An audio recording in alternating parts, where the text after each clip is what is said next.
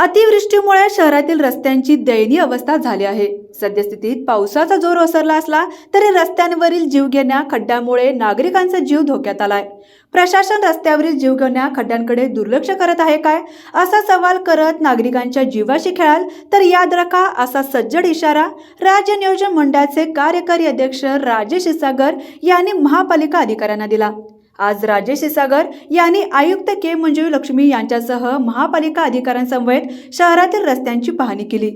तर अधिकाऱ्यांना सूचना देताना क्षीरसागर यांनी लोकांचे जीव जाण्यापर्यंत रस्त्यावरील खड्ड्यांवर महापालिका प्रशासन उपाययोजना करत नाही। महापालिकेचे विभागीय कार्यालयाचे याकडे साफ दुर्लक्ष आहे। रस्त्यावरील खड्डे यामुळे राज्यात कोल्हापूरची बदनामी होत आहे।